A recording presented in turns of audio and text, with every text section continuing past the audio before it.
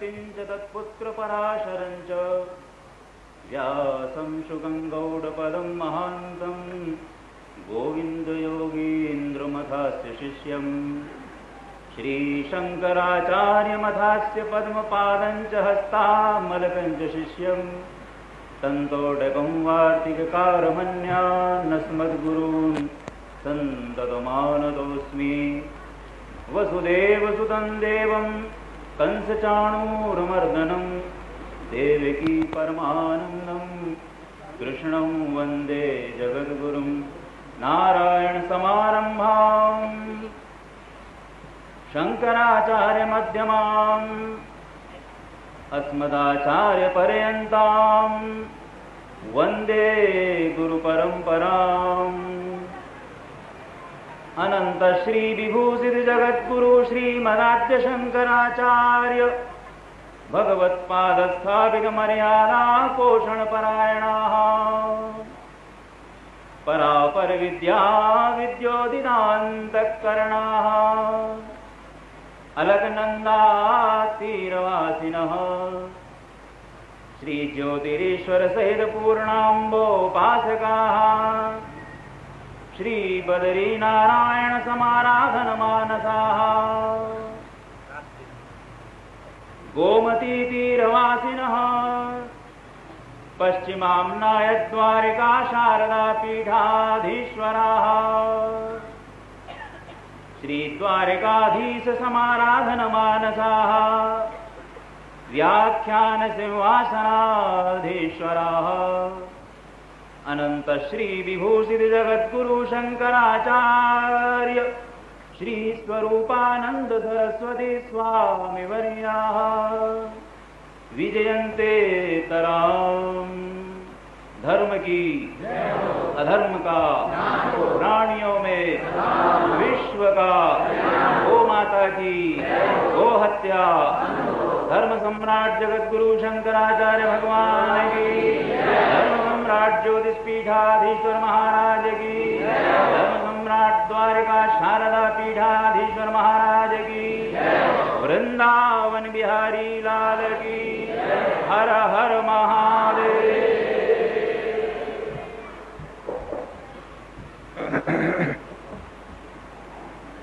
ओम करणशतसवर्णं कर्णघूर्णद्विरेफा वलिकलितकपोलोद्दानदामाभिरामं गिरिशगिरिसुताभ्यां लालितं नित्यमङ्के सजनभरणशीलं शीलये विघ्नराजम् तारानायक शेखराय जगदाधाराय धाराधर छायाधारक कंधराय गिरिजा संगैक सिंहारिणे नद्या शेखरिणे दृशा तिलकिने नारायणे नास्त्रिणे नागैकङ्कणिने नगेन गृहिणे नाथाय सेयन्नति मानापनोदन विनोदनते गिरीशे भासेव संकुचितयो रुचितं तदिन्दो भेत्तुं भवानि शुचितं दुरितं भवानि नम्री भवानि घनमङ्घ्रि सरोजयोस्ते तद्दिव्यमव्ययं धाम सारस्वतमुपास्महे यत्प्रसादात् प्रलीयन्ते मोहान्धतमसच्छटाः। श्रीराम जय राम जय जय राम।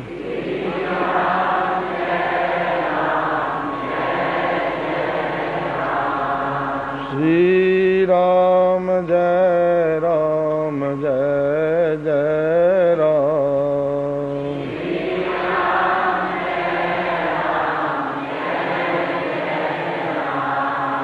श्रीराम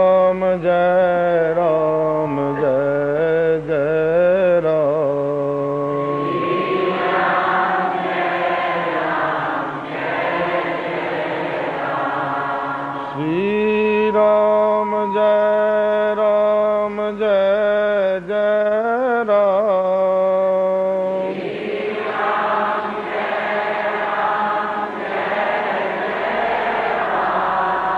श्री राम जय राम जय जय राम। श्री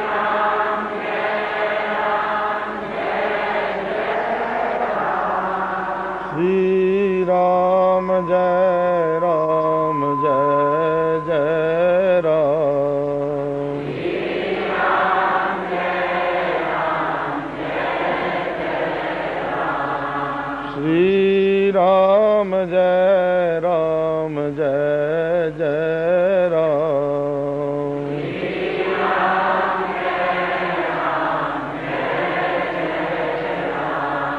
श्री राम जय राम जय जय राम।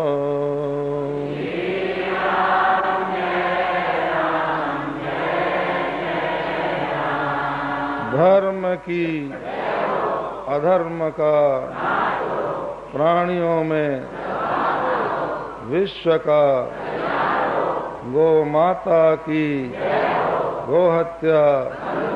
हर हर महादेव। समुपस्थित महात्मा वृंद, विद्वद वृंद, देवियों, सज्जनों, समवेत हुए हैं। जब मनुष्य के जीवन के पुण्यों का उदय होता है, परमेश्वर की कृपा होती है, तभी उसको सत्संग लाभ मिलता है। धन्य घड़ी सोई जब सत्संगा, वही घड़ी धन्य है जब प्राणी को सत्संग प्राप्त होता है। भगवान आद्य शंकराचार्य ने तो यहाँ तक कह दिया, क्षणमपि सज्जन संगति रेखा भवति भवार्णव तरणे नौका। इसका अर्थ है एक क्षण मात्र की सज्जन संगति ही संसार समुद्र के लिए नौका बन जाती है। प्रश्न ये आता है, कुछ काल जब सत्संग करे तो प्राणी के ऊपर प्रभाव पड़ता है, उसमें परिवर्तन आता है, यह तो समझ में आती है बात। पर क्षण मात्र की सज्जन संगति भव सागर से पार करा देती है, ये सहसा समझ में नहीं आती। परंतु आचार्योक्ति है। भगवान आद्य शंकराचार्य ने प्रश्नोत्तरी में, अपने चरपट पंजरिका में कहा, क्षणमपि सज्जन संगति रेखा भवति भवार्णव तरणे नौका। तो इसका अभिप्राय यही है कि ये संसार उनकी दृष्टि में स्वप्न है। योग वासिष्ठ में कहा गया है, दीर्घ स्वप्न मिमम विद्धि दीर्घम वा चित्त विभ्रमः। हे राम, यह विश्व प्रपंच दीर्घ स्वप्न है या दीर्घ चित्त का विभ्रम है। तो स्वप्न चाहे कितना ही लंबा हो, क्षण भर में ही दूर होता है। आप अपने घर में बैठे बैठे निद्रित हो जाते हैं, सो जाते हैं, सब प्रकार से सुरक्षित हैं। स्वप्न में देखते हैं बहुत जोरों की वृष्टि हुई, बाढ़ आ गई, घर गांव डूबने लगे, हमारा भी घर डूब रहा है, हम भी डूबने जा रहे हैं, आसपास जल ही जल दिखलाई पड़ रहा है, चिल्ला रहे हैं नाव लाओ नाव लाओ, पर दूर तक नाव नहीं दिखलाई पड़ रही। लगता है अब तो संसार छूटा, अब तो प्राण गए। उसी समय आकर कोई कहता है उठो, और नींद खुल जाती है। हम देखते हैं हम आराम से बिस्तर पर सोए हुए हैं, बाढ़ का कोई यहाँ पर प्रभाव नहीं है। तो एक क्षण में जैसे वो बाढ़ का दुख दूर हो गया। और एक दृष्टांत तो गोस्वामी तुलसीदास जी ने स्वयं दिया है। उन्होंने कहा जैसे कोई स्वप्न में हमारा सिर काट ले। हम स्वप्न देख रहे हैं, हमारा सिर कट गया, मर गए, लोग हमारे लिए रो रहे हैं, अर्थी में चढ़ाकर स्मशान ले गए, चिता में रखकर आग लगा दी, हम समझ रहे हैं मर गए, और बगल में किसी ने बैठे बैठे एक धक्का दिया और नींद खुली, हम देखते हैं सही सलामत।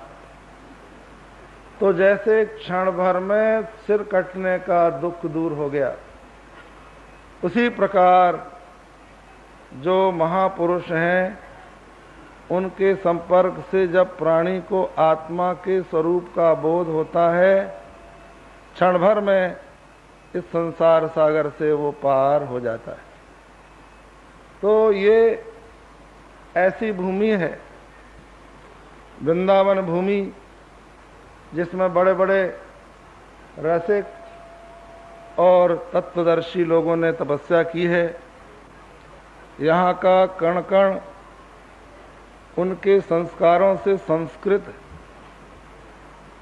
यहाँ न जाने कितने भक्तों ने श्री वृषभानुनंदिनी राधा रानी के चरण कमलों का चिंतन किया है, श्री राशेश्वर के साथ उनके विहार की लीला का अनुसंधान किया है, और न जाने कितने तत्वदर्शियों ने यहाँ पर बैठकर तत्व विचार किया है। ऐसी पवित्र भूमि वृंदावन धाम, जिसका महात्म्य आपने पूर्व वक्ताओं से सुना, उसमें ये अमृत महोत्सव मनाया जा रहा। पिछली बार फाल्गुन में जब हम यहाँ आए थे, स्वामी जी से भेंट हुई, इनके मुख से निकला कि अब ये शरीर 75 वर्ष का हुआ। तो हमें लगा कि कुछ उत्सव इस संबंध में होना चाहिए, और वो मन की कल्पना आप सब भक्तों ने साकार कर दी। इतना सुंदर यहाँ पर उत्सव हो रहा है। महाराजा श्री अस्वस्थ हैं, फिर भी वो आप सबके बीच में बैठते हैं, महात्माओं की बातें सुनते हैं, सुनाते हैं। हम लोग बहुत दिनों तक साथ रहे। एक बार कर्णवास से पैदल यात्रा की, हरिद्वार तक गए, मधुकरी मांगते हुए। बीच में कई घटनाएं आईं। एक स्थान पर तो लोगों ने हमको ये कहकर पकड़ना चाहा कि ये तो हमारे घर का है। दोपहरी में ही हम लोग भागे वहां से, छोड़ते ही नहीं थे। सब लोगों ने घेर लिया। हरिद्वार पहुंचे, वहां पर उस समय बड़े बड़े मंडलेश्वर लोग थे, विद्वान लोग थे। उनके पास जाकर हम लोगों ने कई प्रकार के वेदांत के प्रश्न किए। महाराजा श्री साथ में रहते थे और प्रश्न हम करते थे। उन्हीं दिनों गीता प्रेस के संस्थापक सेठ जयदयाल गोयंदका से भी बहुत चर्चाएं हुई, वेदांत की बातें हुई, बहुत कुछ चिंतन हुआ। एक बार हम लोग उत्तर काशी पहुंचे। उत्तर काशी हम लोग जा रहे थे, सीधे रास्ते से एक महात्मा आ गया, कहने लगा महाराज पगडंडी से चलिए तो जल्दी पहुंच जाएंगे। तो हम लोग एक पहाड़ी से उतर पड़े। स्वामी जी का शरीर स्थूल था, थोड़ी दूर नीचे जाने के बाद जब लौटकर देखा तो बहुत नीचे आ चुके थे। अब ऊपर चढ़ना भी कठिन था और आगे भी पहाड़ी दिखाई पड़ रही थी। स्वामी जी बोले कि स्वामी जी ये तो पगडंडी नहीं है, ये पागल डंडी है। इस साधु ने तो बुरा फंसाया। खैर हम लोग किसी तरह से उत्तर काशी पहुंचे। वहां भी अच्छे अच्छे महात्मा मिले। एक बड़े अच्छे महात्मा थे स्वामी ब्रह्म प्रकाश जी। उनके पास गए। उन्होंने कहा महाराज कुछ दिन यहां पर रहिए। बड़ा अच्छा दृष्टांत दिया, अभी भी याद है। उन्होंने कहा कि गृहस्थ भी घोड़ा है और साधु भी घोड़ा है। तो गृहस्थ ऐसा घोड़ा है जिसके अगाड़ी पछाड़ी दोनों बंधी है, और साधु ऐसा घोड़ा है जिसकी अगाड़ी पछाड़ी दोनों छूटी हुई है। तो गृहस्थ रूपी घोड़ा यदि किसी प्रकार आगे की रस्सी तोड़ भी ले, फिर भी वो पीछे की रस्सी तोड़ने में असमर्थ रहता है। और साधु ऐसा है कि ना उसके आगे बंधन है ना कोई पीछे बंधन है, किसी प्रकार की कोई कल्पना नहीं है, किसी प्रकार स्वदेश का कोई अध्यास नहीं। महाराज उड़िया बाबा कहते थे एक स्वदेशाध्यास भी होता है। मनुष्य कहीं भी चला जाए उसको कभी कभी अपने घर की याद आती। एक महात्मा को हम लोगों ने देखा, बड़े वेदांती थे, बीमार हुए, इतने बीमार कि अब उनका शरीर छूटने ही वाला था। अपने भक्तों से कहने लगे मुझे मेरे घर पहुंचा दो। बेचारों को पता ही नहीं था लोगों को कि इनका घर है कहाँ, लेकिन याद आ गए। तो ये स्वदेशाध्यास लोगों में होता है, लेकिन जो तत्वदर्शी होते हैं उनके मन में नहीं होता। तो महाराजा श्री के साथ हम लोगों की अनेकों यात्राएं हुई, अनेकों प्रकार के विचार चले, और हम जो इनसे प्रभावित हुए वो इनके विचारों के कारण। बहुत सुंदर, बहुत ही सूक्ष्म रीति से ये भक्ति की भी बात करते हैं, समझाते हैं, समझते हैं, और वेदांत की भी। वेदांत का जो अजातवाद है, तस्मात् न जायते किंचित, कुछ भी उत्पन्न नहीं हुआ। मांडू के उपनिषद के प्रवचन के समय इनसे बहुत बार सुना। महाराजा श्री उड़िया बाबा भी अजातवाद की ही चर्चा करते थे। वे तो उसके नीचे सोचते ही नहीं थे। उनका तो ये कहना था कि दृष्टि सृष्टिवाद ही सिद्धांत, एक जीववाद। एको द्रष्टासि सर्वस्य मुक्त प्रायोसि सर्वदा, अयमेव हि ते बंधः द्रष्टारम पश्यसीतरम। तू एक ही समस्त प्रपंच का, दृश्य का दृष्टा है, मुक्त प्राय है। यही तेरा बंधन है कि तू अपने से भिन्न किसी और को दृष्टा देखता है। तो उनका तो ये कहना था कि महात्मा यदि कोई है तो भी मैं ही हूँ, ब्रह्म भी मैं ही हूँ, गुरु भी मैं ही हूँ। अपने से अन्य किसी वस्तु में आस्था रखना ही अज्ञान का प्रतीक। ऐसा सुंदर विवेचन वो करते थे। महाराजा श्री भी उसी प्रकार का विवेचन करते थे, आज भी करते हैं। इन्होंने अपने इन 75 वर्षों में समाज को बहुत कुछ दिया है। हिंदू धर्म को कितना बड़ा लाभ इनके जीवन से पहुंचा है ये इतिहास बताएगा। कितने ग्रंथों की रचना की, कितने लोगों को अपने सनातन धर्म के सिद्धांतों से प्रभावित किया, इसकी गणना नहीं की जा सकती। और बहुत ही सुंदर रीति से अपने यशस्वी जीवन के 75 वर्ष इन्होंने पूरे किए और बहुत कुछ करके दिखलाया। आज आपने सुना कि धर्म के संबंध में कई प्रकार की भ्रांतियां फैल गई हैं। लोग कहते हैं धर्म तो लड़ाई झगड़े की चीज है, धर्म के कारण परस्पर वैमनस्य बढ़ता है, हिंसा होती है, इसलिए ये स्टंटे कोई खत्म करो। कुछ लोग कहते हैं अध्यात्म के चिंतन से लोगों के मन में इतनी अंतर्मुखता आ जाती है कि वे लोग इस लोक के संबंध में कुछ नहीं सोचते, और इस लोक के संबंध में जब सोचते नहीं तो देश की भौतिक क्षेत्र में उन्नति में बाधा पड़ती है। और कुछ लोग तो कहते हैं देश की जो स्वतंत्रता आई उसका कारण हमारे दार्शनिकों की परलोक परता थी, परंतु ये दोनों ही बातें गलत हैं।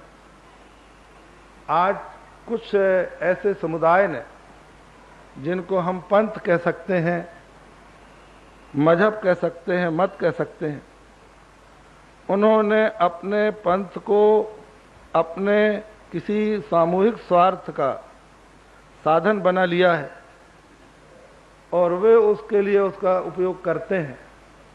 तो ये धर्म का दोष नहीं है, ये उस समुदाय का, उसके पीछे जो स्वार्थी लोग हैं उनका दोष।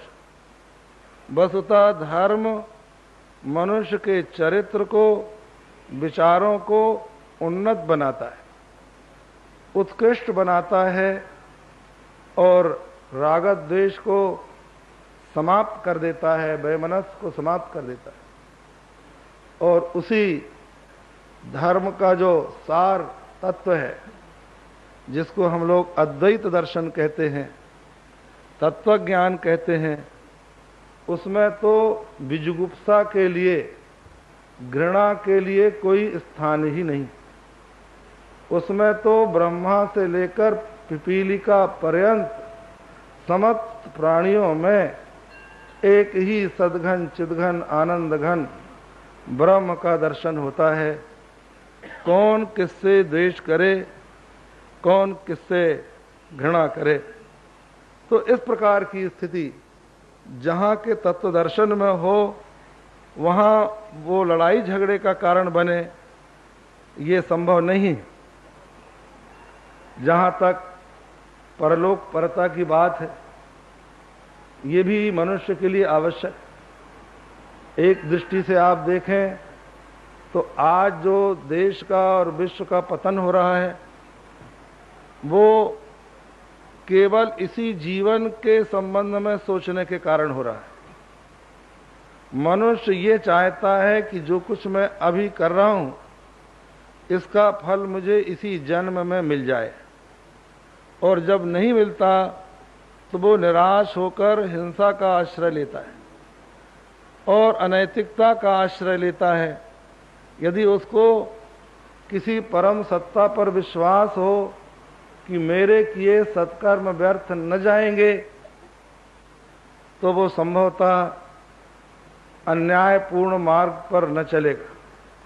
यदि उसको इस बात पर विश्वास हो कि एक ऐसी सत्ता है जो इस जगत के मूल में रहकर इसका नियंत्रण कर रही है, जिसको अंतर्यामी कहते हैं, परमात्मा कहते हैं, और वो सदा न्याय का, धर्म का ही पक्ष लेती है, जो सदाचार पर चलने वाले निर्बलों के पीछे उनकी रक्षा के लिए खड़ी होती है, जिसको हम परमात्मा कहते हैं, भगवान कहते हैं। इस पर विश्वास हो जाए तो स्वाभाविक रूप से मनुष्य के मन में जो अधैर्य है, सुख के प्रति, सुख की सामग्रियों को छीनने और झपटने के लिए जो उसके मन में तत्परता है, वो कम हो जाए। ये संभव नहीं है कि समस्त प्राणियों को एक सा भौतिक सुख मिल सके। अगर प्रत्येक व्यक्ति ये चाहे कि हम दूध के साथ केसर पिएं, तो संसार में इतनी केसर होती ही नहीं। कि लोग पी सकें। इसी प्रकार बहुत से ऐसे विषय हैं जिनकी उपलब्धि सभी को नहीं हो सकती। ऐसी स्थिति में तृष्णा क्षय ही मनुष्य की शांति का उपाय है, जिसको हमारा धर्म बतलाता है, हमारा अध्यात्म, हमारा दर्शन शास्त्र हमको सिखलाता है। इसी बात को भगवान शंकराचार्य ने भी कहा, तृष्णा क्षयः स्वर्ग पदम किमस्ति। स्वर्ग का पद क्या है? तो बतलाया तृष्णा क्षयः, तृष्णा का क्षय। तो ये है हमारा सनातन धर्म, हिंदू धर्म। आज जब कोई हिंदू धर्म की बात कहता है तो उसको उसी रूप में ग्रहण करना चाहिए कि ये एक ऐसा विशाल धर्म है, एक ऐसी विचारधारा है, ऐसी एक पवित्र जीवन प्रणाली है जो अत्यंत उदार है और जिसको मानने वाले समाज के बीच में सभी प्रकार के विश्वास के लोग अपने अपने विश्वास और आस्था के अनुसार ईश्वर की आराधना करते रहें।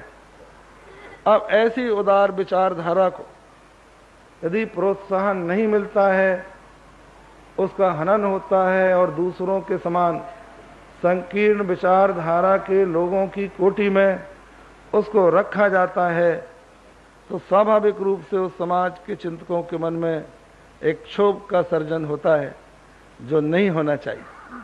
तो इन सब दृष्टियों से महाराजा श्री ने अपने विचारों के द्वारा उस महान हिंदू संस्कृति सभ्यता का, विचारधारा का पोषण किया है और कर रहे हैं, जिसकी आज के देश को और विश्व को नितांत आवश्यकता है। इसलिए हम तो भगवान बांके बिहारी श्री राधा रानी से, जिनका ये क्षेत्र है वृंदावन धाम, प्रार्थना करेंगे कि महाराजा श्री चिरायु हों और इनकी अस्वस्थता पूर्ण रूप से दूर हो और इसी प्रकार ये समाज का मार्गदर्शन करते रहें। बस आज इतना ही कहकर अपना प्रवचन हम पूर्ण कर रहे हैं। श्री राम जय जय राम। जैसे पृथ्वी समस्त बीजों की जननी है, जैसे आकाश संपूर्ण नक्षत्रों का केंद्र है, इसी तरह से भगवान का नाम सारे धर्मों का मूल है, सारे धर्मों का प्राण है। जथा भूमि सब बीजों में नखत निवास आकाश, राम नाम सब धर्म में जानत तुलसीदास। हमारे अयोध्या जी में एक महात्मा हुए हैं श्री तिवारी जी महाराज। वे कभी कनक भवन में जाते नहीं थे। वो लोग बोले, महाराज आप क्यों नहीं जाते? बोले, हम तो वशिष्ठ मुनि के अवतार हैं, यदि हम भगवान के पास जाएंगे तो भगवान को बड़ा संकोच होगा। तो महात्मा लोग उनको ले गए जबरदस्ती पकड़कर, और जैसे भगवान के सामने गए श्री तिवारी जी महाराज, तो भगवान श्री कनक भवन बिहारी सरकार का श्री विग्रह उनके सामने झुक गया। बंदो गुरु पद पदुम परागा, सुरुचि सुभाष सरस अनुरागा, अमिय मूरी में चूरन चारु, समन सकल भव रुज परिवारु। सभी देवता संसार के तीर्थों में घूम रहे थे। जो सबसे पहले लौट कर आवेगा आदि पूज्य बनेगा। रास्ते में नारद जी खड़े थे, किसी देवता ने उनको प्रणाम नहीं किया। इसलिए प्रणाम नहीं किया कि होड़ जो लगी है इसमें हम पिछड़ जाएंगे। श्री गणेश जी सबसे पीछे थे, उनका भाई भी चला गया। वो बल का समुद्र है, लेकिन प्रणाम नहीं किया नारद जी को। यदि प्रणाम करेंगे तो पिछड़ जाएंगे। श्री गणेश जी तो आप शरीर जानते हैं कैसा है, लेकिन उन्होंने का बहुत बड़ा सौभाग्य है, रास्ते में देवर्षि नारद जी का दर्शन हो गया। उन्होंने नारद जी महाराज के चरणों में साष्टांग नमन कर दिया। नारद जी ने कहा कि श्री गणेश जी, इस यात्रा का उद्देश्य क्या है? बोले, हम संसार की यात्रा करके जो लौटेगा आदि पूज्य बनेगा। बोले, बस अब आप ही बनोगे। आपके पहले आपका भाई भी चला गया, सभी देवता चले गए और किसी ने हमको प्रणाम नहीं किया। अब आप लौट जाइए, भगवान शिव जी ने कहा है तो उन्हीं का पूजन कर लीजिए घर में लौट करके। और परिक्रमा कर लीजिए। श्री राम नाम के सहित परिक्रमा करी। गणेश जी महाराज चले आए और श्री नारद जी को जो प्रणाम किया था उनकी कृपा का फल था कि महाराज जो आदि पूज्य बन गए।